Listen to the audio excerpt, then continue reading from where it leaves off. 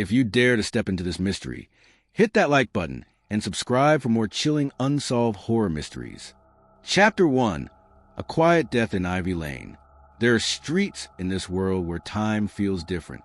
Ivy Lane is one of them. It lies tucked away in the far corner of a town that refuses to be remembered. The kind of town whose name doesn't linger in conversation, where the air is thick with habits and routines that calcify into something close to silence.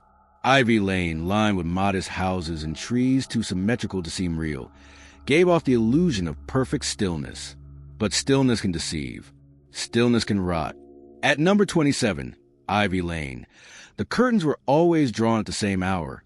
The hedges never grew too high, and the porch light flickered in precisely the same rhythm each night, as though someone or something wanted it that way. And inside that house, on the evening of October 3rd, 7:12 p.m., according to the town's only patrolman's report, the life of Ellis Grange, retired editor, respected bibliophile, and meticulous recluse, ceased without ceremony. There were no screams, no broken windows, no forced entry. He was simply gone. He was found slumped forward in his reading chair, his glasses slipped halfway down his nose, a manuscript open to the 3rd chapter on the desk beside him. No blood, no marks. The coroner's initial statement referred to it as cardiac arrest due to age and stress, though he paused before signing the report.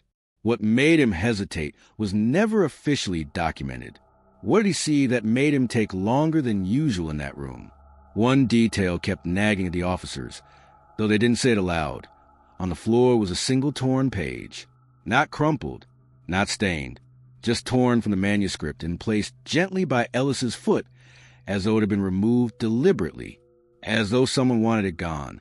And yet, when the rest of the manuscript was examined, no one could determine what had been written on that page. It wasn't a draft anyone had seen before.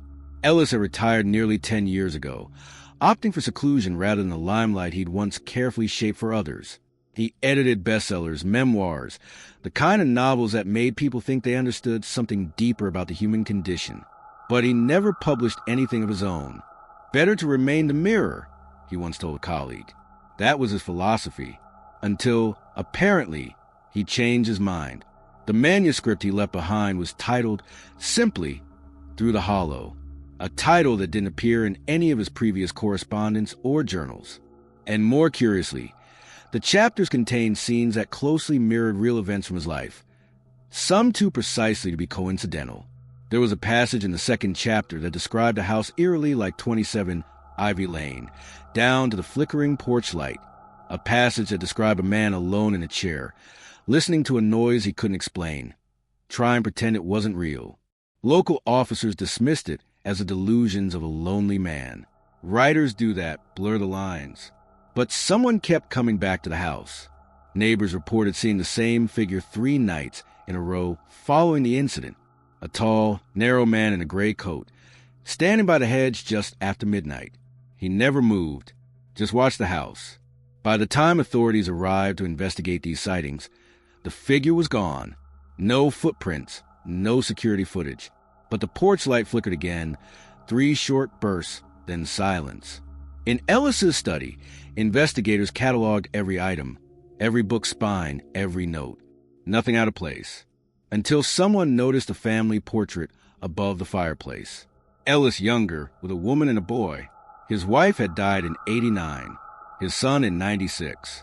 Yet in the photo, the boy looked older, not age exactly, just wrong.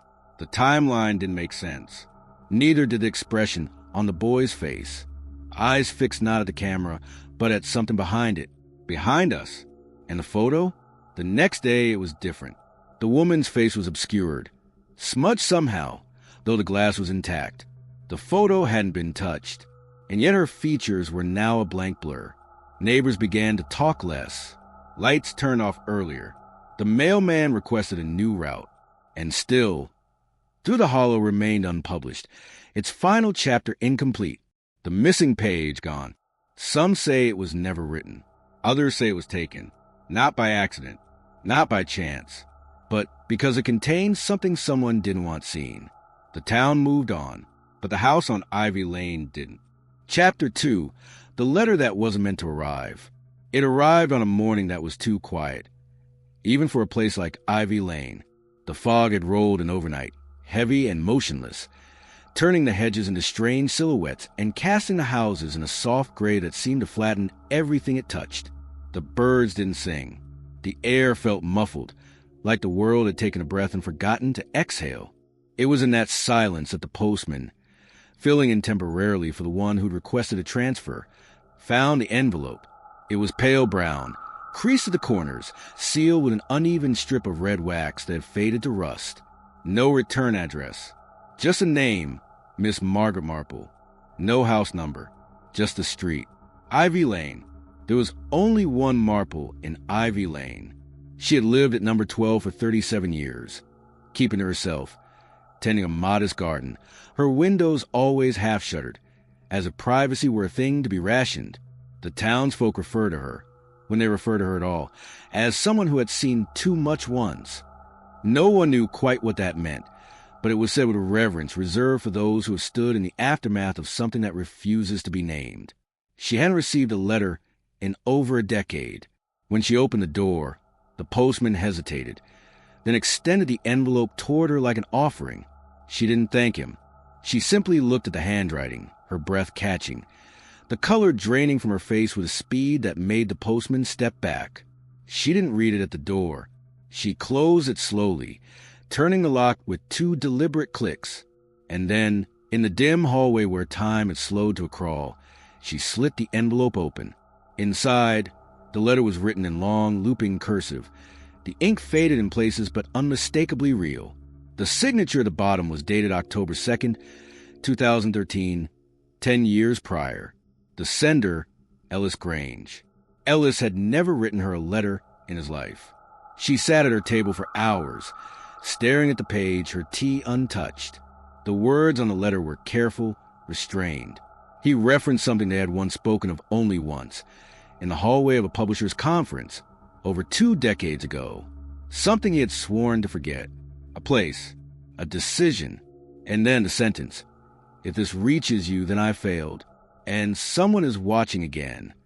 The last line was nearly illegible. Don't trust the ink. Margaret folded the letter, placed it in the drawer beside her sofa, and drew the curtain closed. She did not sleep that night. Later that week, she visited Ellis's home. She walked there alone in the morning, before the sun had burned off the fog. The patrol tape had long since been removed. The front gate creaked open with the same familiar sound it had always made. But something was different. She stood at the threshold, hand on the doorknob, before turning it slowly. The door was unlocked. Inside, the air was stale but not abandoned. The house didn't feel empty. It felt paused. She moved through the hallway with care, her hand brushing the wallpaper in a slow, searching motion, as if expecting it to respond. In the study, she found a manuscript, still open at chapter 3. But this time, something had shifted. The torn page was no longer beside the chair. It had been replaced, not reattached to the manuscript, just resting on the desk, precisely where the corner of the lamp cast a shadow across its margin. The handwriting on this page was not Ellis's. It was smaller, cramped, written in lines that dipped and rose like waves in a storm. The content was nonsensical. Fragmented sentences, words repeated, phrases crossed out. But there was one part in the middle of the page that stood out. A single line, circled over and over in thick black ink. The portrait changed before he touched it. She looked up. The portrait was gone. In its place was a mirror. It was not new. The frame matched the age of the room, but no one remembered it being there before.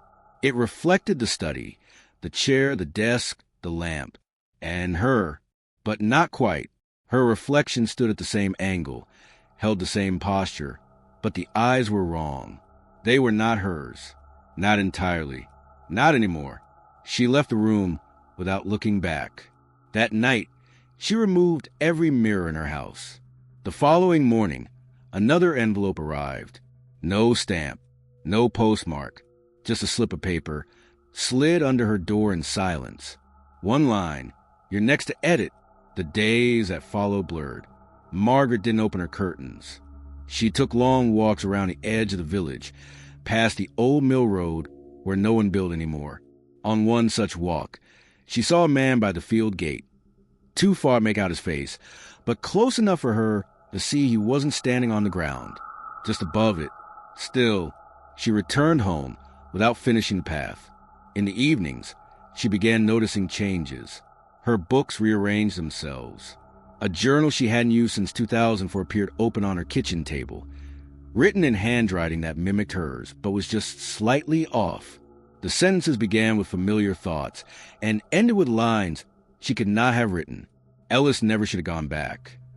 What was buried was not forgotten. There is no ink. There never was. She burned the journal. But the next morning it was back. Same table, same page, the same sentence rewritten now in bold strokes. You are the hollow. She called no one. Who would she call? Who was left? The townsfolk noticed. Margaret was always quiet, but now she had become something else. A shadow behind curtains. A silhouette in the window when no lights were on. Children began to cross the street before her house without being told. On the 5th day, she went to the library. It hadn't been used in years, yet the door was unlocked, the lights still humming. The smell of dust and paper was thick, but the card catalog was untouched. She didn't search the shelves. She went straight to the archives. She opened drawer 17B. Inside, instead of files, were photographs. They were all of her, but not as she remembered herself. Different clothes, different settings. In one, she was standing beside Ellis, but they hadn't seen each other in over 15 years. And in the photo, they weren't older. They were younger. The back of the photo had a date, April 7th, 2025. That was today. She ran her hand across her face. The skin felt thinner, the air around her heavier. She returned the photo, but as she closed the drawer, she caught a reflection in the glass of the cabinet. The mirror image blinked a moment too late. She left the library. When she returned home, the letter from Ellis was gone. In its place, a manuscript, a new one, titled Through the Hollow Volume 2. The author, Miss Marple, but she had never written it. Chapter 3, The Editor's Secret. They say editors erase as much as they create, that their legacy isn't what they build, but what they bury. For Ellis Grange, the pages he chose not to publish now speak louder than the ones he helped usher into print. After the letter and the manuscript, Miss Marple began to look backward, not just into Ellis's life, but into his work, into the quiet paper trail that stretched across decades of titles and authors. Some household names, others vanished almost immediately after publication. Yet something threaded through them all, a tone, a theme. Sometimes there's a name in the acknowledgments that appeared too frequently to be coincidence. A first name always slightly changed. Alan, Alun. She began with the last novel Ellis had edited before his retirement, The Gentle Hollow by Callum Reese. Critically praised, largely forgotten, except for a passage near the end. A brief scene in which the protagonist stares into a mirror and sees not his reflection, but a still frame from a memory he had never lived. A house with a broken lamp, a door left ajar, and someone on the stairs. Margaret reread that chapter 3 times before realizing something deeply unsettling. It was a near word-for-word match for a journal entry Ellis had once written in the margins of submission, one that was never accepted, a manuscript believed to be lost, something called The Silent Partner, but there were no library records of that title, no ISBN, no copyright filing, only whispers. Some editors remembered it vaguely, a strange manuscript submitted without a return address, with no author's name. Others insisted it was a practical joke, a kind of ghost story among the publishing elite, passed around as a cautionary tale. You read it, they said, and things start to change. Margaret tracked down one of Ellis's former assistants, a man named Julian Hoare, now a caretaker for a lighthouse on the coast. He had left the industry abruptly in 2014, the day Ellis submitted his retirement. Their conversation was brief. Julian refused to speak of Ellis at first, then of the manuscript. Finally, he agreed to speak under one condition. She could not record him.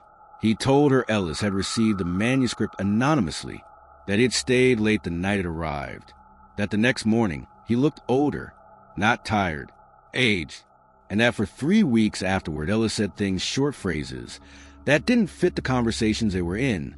You'll never unsee it. It edits itself. What comes back isn't the same. Julian swore he once found Ellis asleep at his desk, a black mark on the inside of his wrist. Not ink, not blood, something else. He said he touched it and immediately forgot what day it was. For a full hour, Margaret asked what happened to the manuscript. Julian only said he kept it, but it didn't stay still. She returned home with that phrase echoing behind her eyes. The next morning, the manuscript she had found, Through the Hollow, Volume 2, had changed. Same title, but new pages, 37 be exact, each written in a different handwriting, each marked in the top corner with a date and time that hadn't yet occurred. And on the last page, a single sentence printed in typeface unlike the rest. The editor is the first reader, but not always the last. Her curtains remained drawn, her phone line disconnected. She began cataloging Ellis's publishing history, dates, authors, titles. She posted them in rows on her wall, thread connecting the ones that shared motifs. She circled anomalies. One author, whose debut novel vanished from stores within weeks, had disappeared herself. No obituary, no forwarding address. Only a correction in the publisher's records, dated 6 months after Ellis retired. Withdrawn. Author's request. Margaret found a copy in the university library, off-site archives. The librarian said it was checked out once, 10 years ago. The name on the checkout slip, M. Marple. She never checked that book out. When she opened it, the first 2 chapters were intact, but every page after was blank, except for page 113. One sentence. Handwritten. Don't write what you can't remember forgetting. She left the book on the table and walked outside. For a long time, she sat on the university steps, watching her hands. One freckle was gone. A tiny change. A detail. She knew now it wasn't just Ellis. The manuscript wasn't a story. It was a pattern. It was recursive. It grew each time someone tried to edit it. It adapted to observation, and it always left a trace. In Ellis's case, a missing page. In hers, a volume 2 that hadn't been written. In Julian's, a day lost. In the late hours of that night, a neighbor saw Margaret through her upstairs window. She was speaking to someone, gesturing toward the wall of notes and string. There was no one else in the room. When the neighbor looked again 5 minutes later, Margaret was gone. The window open, the light off, but a curtain moved. Chapter 4, A Widow with No Tears. There are conversations where the truth isn't spoken aloud. It hangs in the room instead, shaped by pauses, by the angle of a teacup, by the way light pools in the corner, but never quite touches the floor. It had been nearly 3 weeks since the letter arrived, and Miss Marple had begun compiling names. A list, the people Ellis Grange had touched, edited, spoken to in his long and careful career. Names not known to most. Some names removed from public record entirely. But one name had never vanished. Eleanor Grange, his wife. There was only one problem. Eleanor had passed away in 1989. And yet, the woman living at the edge of the village in the old brick house with the warped chimney and yellowing curtains answered to that name without hesitation. Miss Marple didn't ask at first. She brought shortbread, made polite conversation, commented on the garden. The woman, tall, composed, dressed in a blue cardigan far too heavy for the weather, smiled often, though never with her eyes. She invited Miss Marple inside. The house smelled faintly of starch and something less distinct. Not unpleasant, just unfamiliar, like pages left too long in sunlight. The sitting room was immaculate, too immaculate, every book aligned, every chair centered to its pair, a lace doily under every frame. And then there were the photographs, dozens of them. Ellis in his youth, Ellis at book launches, Ellis in the garden. But Eleanor appeared in none of them. When asked, she said simply, "I never liked being photographed." But one frame, by the hallway, told a different story. It had once held a photo. The glass was cracked, and the backing hung loose. The image inside had faded beyond recognition, but faint outlines remained. Two figures, one tall, one small. Neither could be identified. Miss Marple asked about Ellis's final project. The smile faltered. "Oh, that old thing?" Eleanor's voice was light, but her hands tightened around the handle of her teacup. He was always writing something. Notes. Ideas. He never finished anything. That wasn't true. He had finished everything meticulously, methodically, and through the hollow had been a title sheet seen, in Ellis's hand, dated, organized, chaptered. Miss Marple asked again. Eleanor looked at her, not directly, slightly to the left, past her shoulder. It wasn't meant for anyone else. Just a bit of closure. That's all. And then she stood, as if summoned, walked to the hallway, opened a cabinet drawer, and returned with a page. A single page, typed, edges curl from age or something else. The heading read, Addendum, e.g., no number, no chapter title. The text began halfway through a sentence. And if the reflection offers you something, don't accept it. Reflections lie. Mirrors remember things you forget. The rest was blank. Miss Marple folded the page carefully. Eleanor said nothing. Before leaving, Marple turned to ask about the photo frame in the hall. Eleanor was already in the kitchen.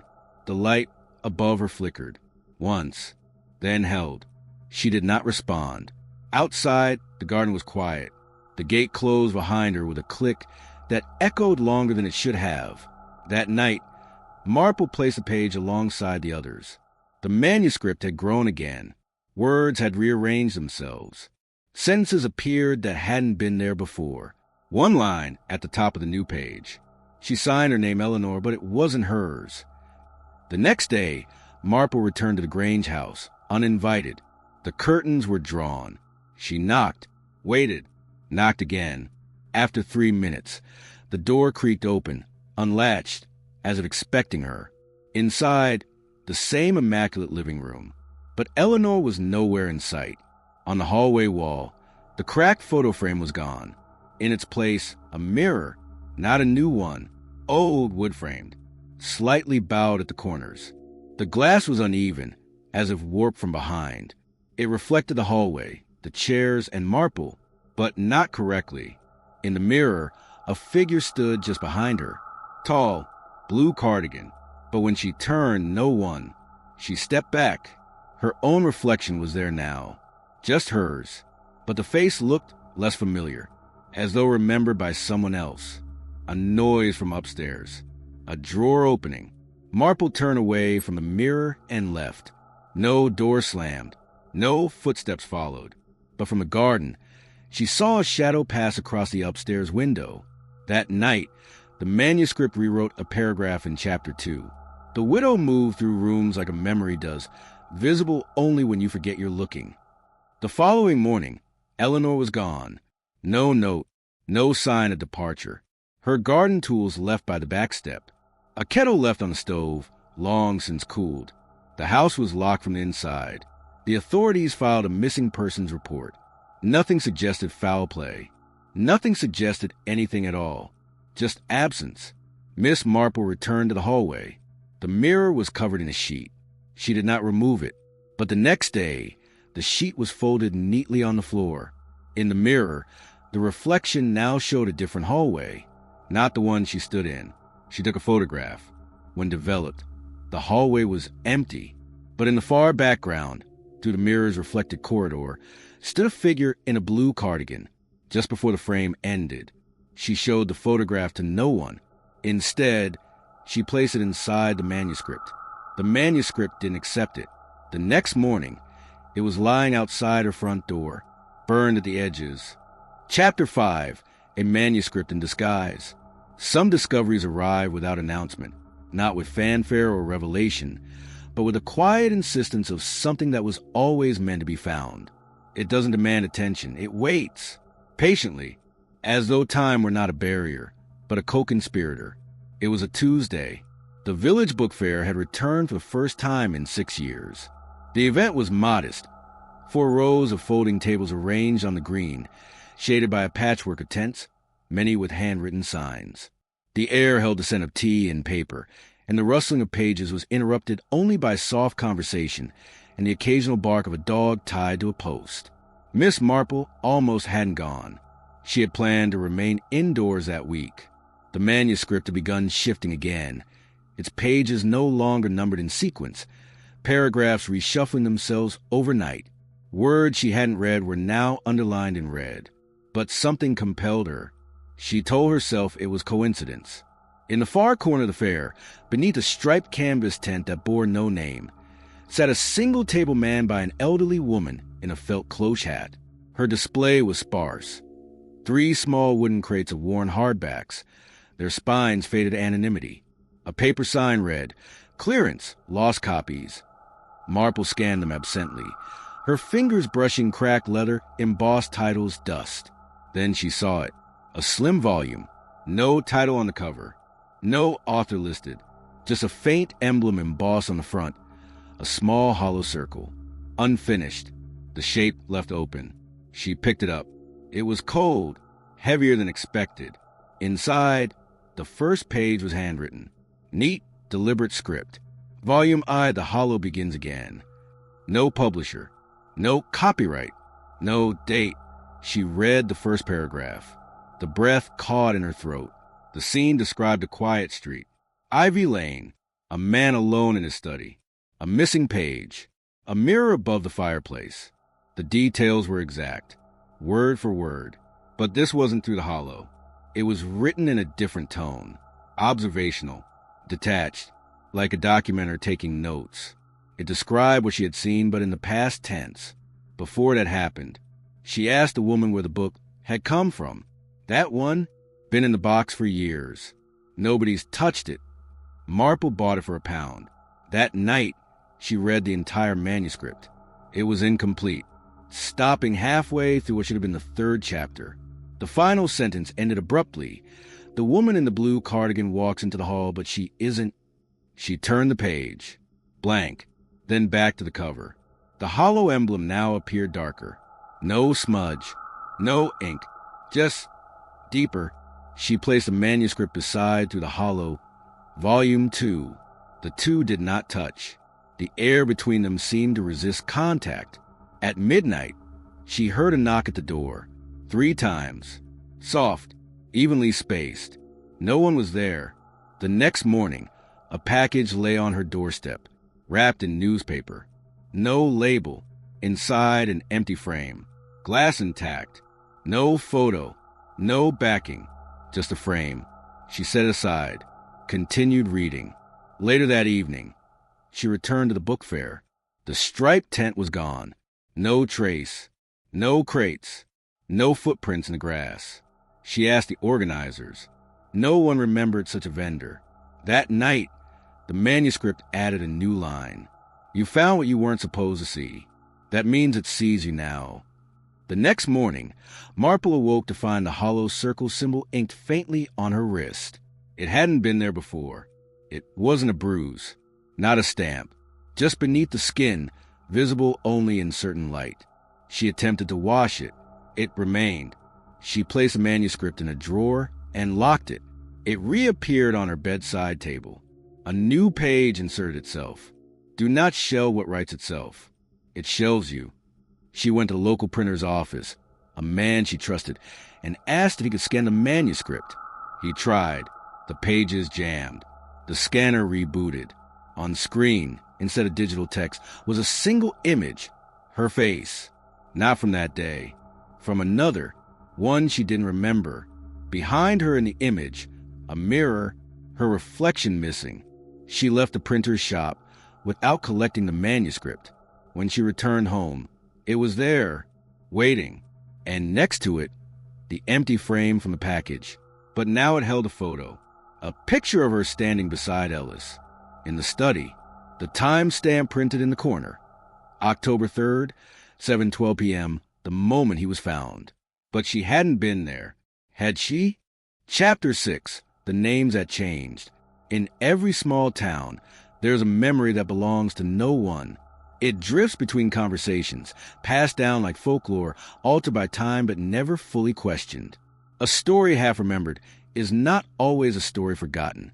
Sometimes it is a warning.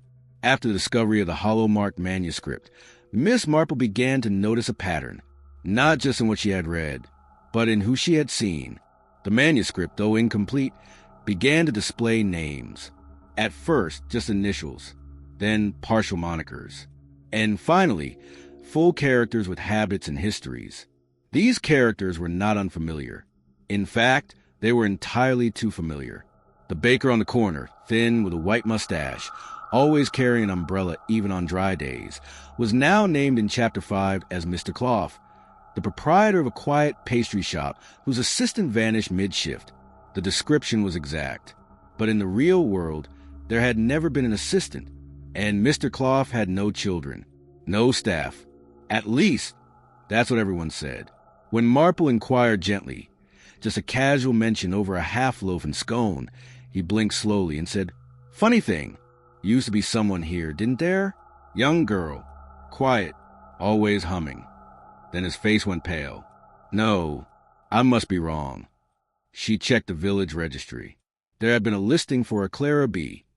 In 2011, assistant, listed as part-time at the bakery. Then crossed out, no forwarding address. Just an annotation in the margin, retracted by request. Retracted, not removed, not relocated. And then the manuscript changed again. That night, the name Clara appeared in italics. Clara stood in the doorway, her apron folded over her arm. She would not speak unless asked. Her voice belonged to the hallway now. The following morning, Miss Marple passed the bakery and paused. A humming came from inside, a tune without words. She did not go in. The changes didn't stop with the baker. The vicar's sermons became strange, less structured, words repeated. Entire verses circled back. When Miss Marple asked him afterward about a particular line, something about wounds remembering better than eyes, he laughed politely and said he didn't recall saying that. That evening in the manuscript, Reverend P. adjusted his collar. The thread was unwinding again. He could feel the hem splitting where no hand had sewn. She began keeping track. Names, descriptions, habits. 10 characters now mirrored real people in the village. 7 still alive, 3 long past.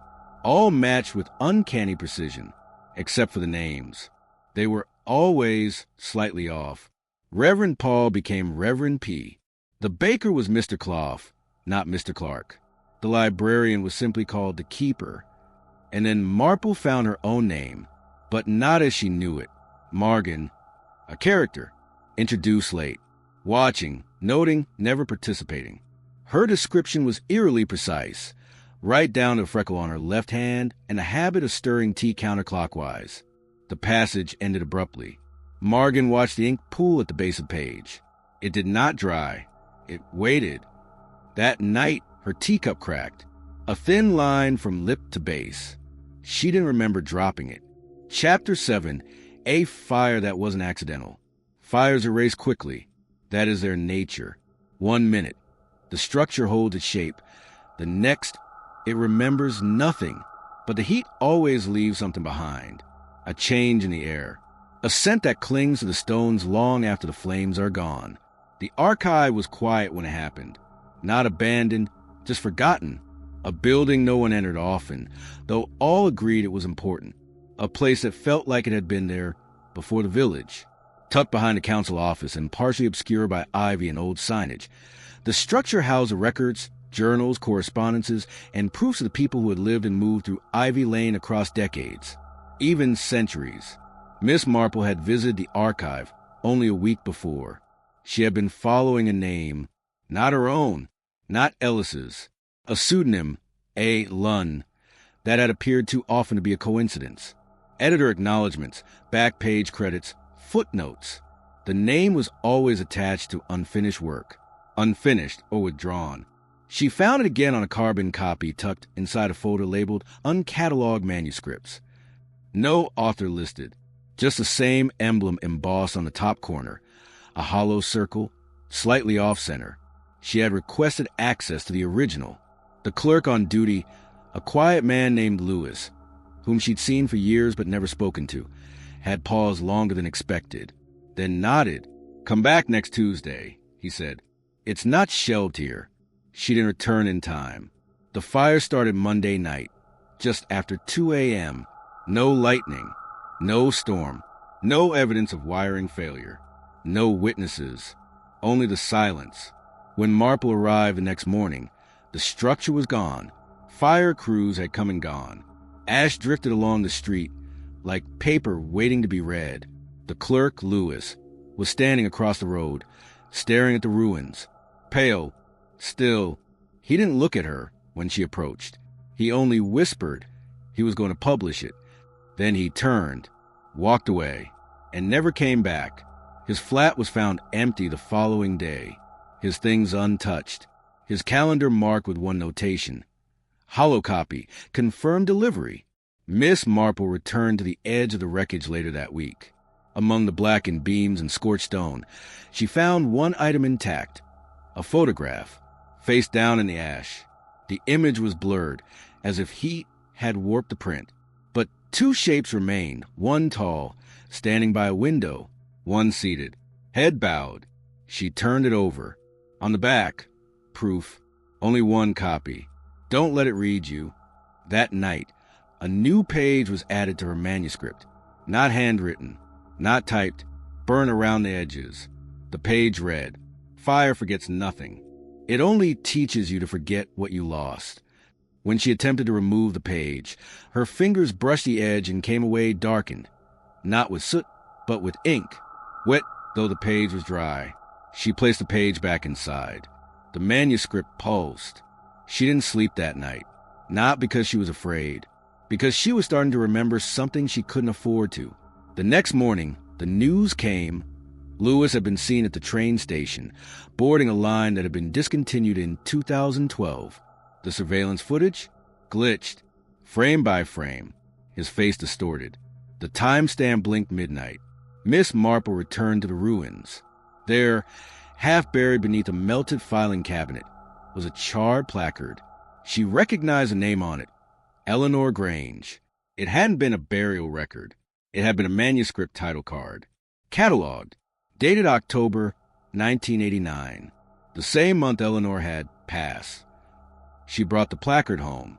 The next page in the manuscript was already waiting. It read, "Do not shelve her. She edits herself." Chapter 8. 3 writers, 1 ending. Not every story is written by the person holding the pen. Sometimes, a story finds its way into multiple hands. Altered, overwritten, fragmented across pages like echoes bouncing through paper. And when those versions are brought together, what they reveal is not just a plot, but a pattern. One that doesn't end when the words run out. In the days after the fire, Miss Marple became quieter. The manuscript no longer waited for her. Open it. Pages now turned on their own. When she left the room, it was open. When she returned, a different chapter faced upward. The ink bled in slow, deliberate curls. She started keeping it in a locked trunk. The next day, she found it on the windowsill. The hollow emblem now pulsed faintly in the moonlight. She turned instead to what could still be touched: documents, letters, pages copied by hand from the archives before they burned. She cross-referenced details, traced names, lined up symbols. Eventually, it led her back to an abandoned print shop near the southern edge of the village. Inside, covered in dust and layered silence, were 3 folders, each labeled with the same title, Through the Hollow. But each folder contained a different ending. The first draft ended with Ellis and Eleanor reunited, walking to the garden behind the house, the manuscript sealed. The mirror returned to the attic, covered. The second ended with Marple alone in the study, the walls closing in with words that rewrote themselves, her name dissolving from her own memory. The third draft had no ending. The final page was torn cleanly at the midpoint, the sentence unfinished. And when the last editor closed the book, she looked up and saw. There was no trace of who had written which version, but the handwriting in each was distinct. Ellis's, Marple's own, and a third hand, one that matched none of the existing documents. She held all 3 versions to the light. One showed no watermark. One showed the publisher's emblem. The third showed nothing at all. And yet, when placed side by side, the torn page aligned not with its own draft, but with fragments in the others, creating a paragraph that read, 3 authors, 1 hollow, 1 ends in reflection, 1 ends in forgetting, 1 never ends. That night, Marple dreamt of a desk she had never seen. On it, a manuscript was open, her hand holding the pen, but she could not feel her fingers. When she woke, the ink was on her pillowcase.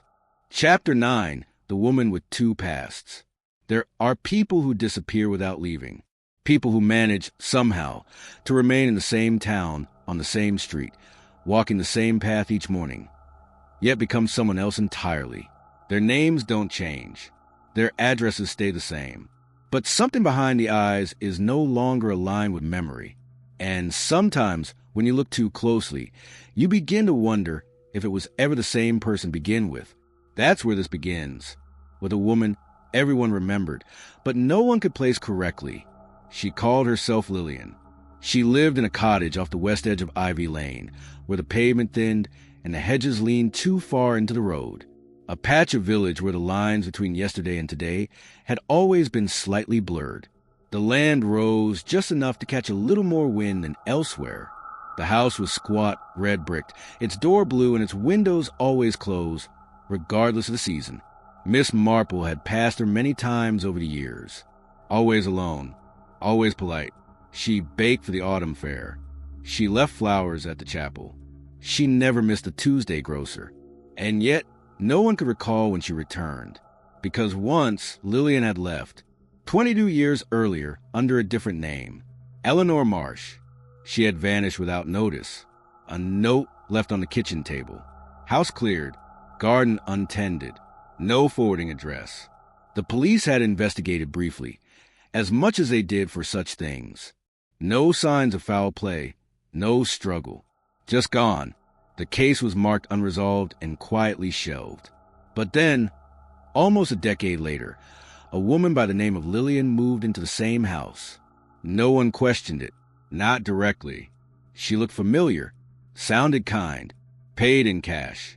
But when the local records were reviewed, births, leases, census rolls, her documentation didn't align. No maiden name, no family listed. Her application for residency bore the same handwriting as Eleanor's marriage license. Marple found the old newspaper clipping, a photo of Eleanor Marsh, posed with her husband at the midsummer fair. In the corner of the image, the hollow circle. It hadn't been there before. The edges of the image were beginning to curl. The man's face, Ellis's, had blurred slightly, not from age or damage, but with the subtle imprecision of a memory being overwritten. And then the manuscript updated again. A new character, introduced in Chapter 9. The woman who came back with the wrong eyes. She remembers everything twice, but neither memory belongs to her. The description matched Lillian, word for word. Even the dress she wore to church. Marple paid her a visit. The house was warm, clean, teacups already set on the table. They spoke of the weather, the fair, the bookstall that had vanished before winter. Then Marple asked gently, "Have you ever been published?" Lillian smiled, tilted her head.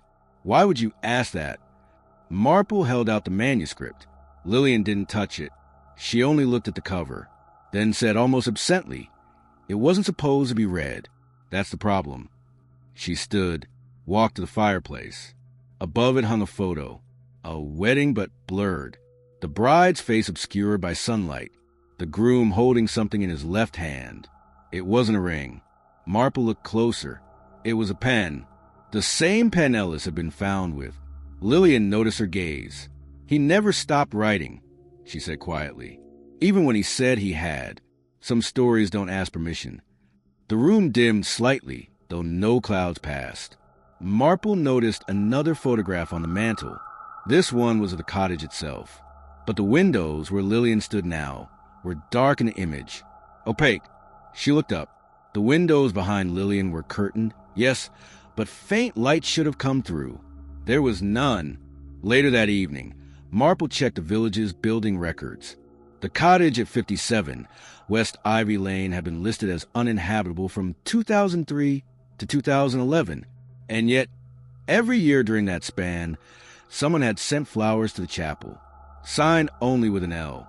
She returned to her copy of the manuscript. A new page had emerged. When you return to a place and the shadows are exactly where you left them, it means they were waiting for you. She turned the page again. There was a diagram, a map of Ivy Lane, but not quite.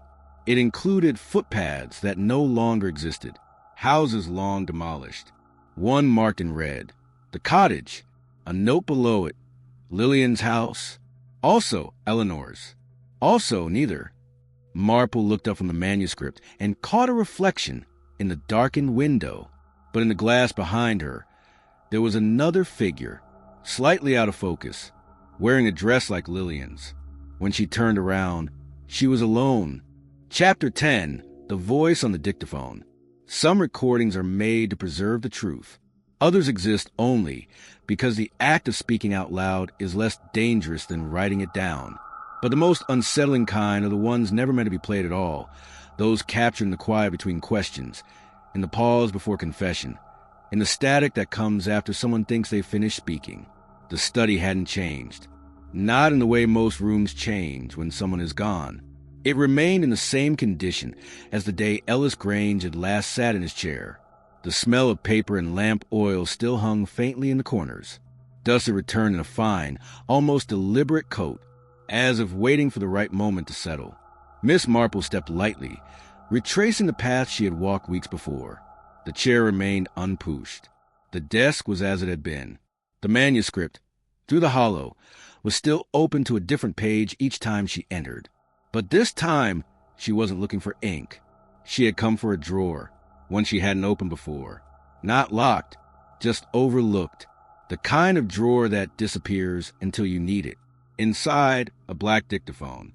Portable, older, slightly warped on the right edge, as though left too close to a radiator. Its buttons were worn, the rewind mechanism jammed, but the play function worked. Barely. The machine clicked to life. A voice, faint, scratchy. Mail, Ellis. This is for record only, not to be transcribed, not to be edited, not to be read aloud. A pause. You'll hear things on this that don't belong to me. That's the point. Then static. Then a second voice. Quieter. Breathier. It did not identify itself. I told you not to bring it up again. We made our agreement. Ellis's voice responded, barely above a whisper. It's changed. The story, it's remembering too much. Click. Pop. More static. Then, you signed your name where it didn't belong. That has consequences. Miss Marple paused the recording. Beneath the device, folded in the drawer's corner, was a page torn not from the manuscript, but from a transcript, typed, half-faded. She read the line. Interview subject, E. Disassociated episode. Reference hollow manuscript. Stated repeatedly. It writes back. She pressed play again. The second voice continued. You always wanted it to speak. You just didn't ask what it would say. And then, the last line from Ellis. I didn't know it would use our names. Click. The tape ended. Marple rewound it. The tape refused. She flipped it, expecting silence. Instead, a third voice. Not Ellis. Not the whisperer. A woman. Stop listening. The machine powered down. Marple did not touch it again that night. She brought it home the next day. The tape began playing by itself as she set it down. Miss Marple. The same woman's voice whispered. You're in the footnotes now. Chapter 11. The last page was never written. There are stories that end cleanly. Stories that reach their final page, tie off their threads, and close themselves with a kind of certainty. But there are other stories, the quiet kind, that seem to resist endings entirely. They linger in drawers, echo in photographs, wait in margins. They are not finished because they were never meant to be. And sometimes the page that should contain the truth is simply not there. Not missing, just unwritten. This was where it had been heading. Not to a confrontation, not to a courtroom, but to a conversation. Miss Marple returned to Ivy Lane, not as an investigator, but as a witness. Not to a crime, but to something far older and more difficult to name. She wasn't looking for confessions in the traditional sense. What she needed now was presence, the ability to sit in silence until someone else chose to speak. The house was familiar by now, the lane quieter than usual. Even the birds withheld their commentary. The front gate swung open with the weight of expectation. She was greeted not with surprise, but with a nod. The person inside had been expecting her. Of course. They sat across from one another in the room where it had all begun. The manuscript lay between them, closed, but pulsing with the weight of unfinished sentences. The suspect, not a criminal, not exactly, breathed evenly.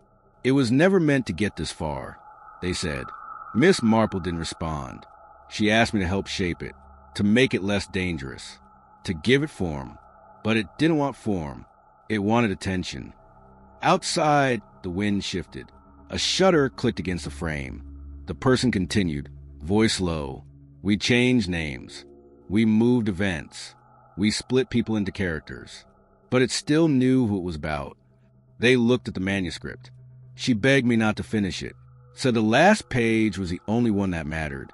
That if we never wrote it, maybe it would forget how the story ends. Marple asked softly, did she write the last line? The suspect's eyes closed. No, but I did, years later, by accident. She waited. They opened their hand. Inside, a torn piece of paper. One sentence. In handwriting that did not match either of theirs. You are the ending now. A silence followed, not the silence of absence, but of comprehension, the kind that doesn't settle quickly. Marple leaned forward. You believed it could forget? I hoped it could. And now, the suspect's eyes were dry, but something behind them flickered. Now, I think it's remembering more than we ever did. The manuscript began to hum, softly, not with sound, but with presence. Marple opened it. Chapter 12, the chapter that ended in silence. There are endings that arrive not with answers, but with quiet. They don't reveal themselves in declarations or discoveries. They arrive in the stillness after something has passed, something unspoken, but deeply understood. And when they do, the world does not cheer or gasp or weep. It simply goes on as if nothing had changed, though everything has. Miss Marple did not speak of what she had learned, not because it was too terrible, but because it would have no meaning in translation. The manuscript was gone, not destroyed, not hidden, just gone, like a book that had never been written. But the shape of it remained, in the gaps where it had once sat, in the absence it left behind. Objects on her shelves now leaned differently. The light through her study window fell at a new angle. She could no longer remember if she had always owned the green teacup that stood beside her ink blotter. The village didn't ask questions. They never had, not really. Ivy Lane remained intact, unchanged in a way only old things can be. But if you stood still long enough, you could feel a tension beneath the stillness, like a breath held indefinitely. And in the churchyard, near the farthest bench, Miss Marple walked. Alone, not in mourning, not in triumph. In reflection, she passed the older graves first, names long worn smooth. The stone with the initials E.G. still stood beneath the yew tree, though she did not stop at it. Instead, she paused at the unmarked plot, a space no one tended, but never overgrown, as if the earth itself had learned to respect its boundaries. She rested her gloved hand on the bench beside it. A bird landed on the branch above, then left. She said nothing, because some truths do not reward being spoken, and because the story had always been listening. Even now,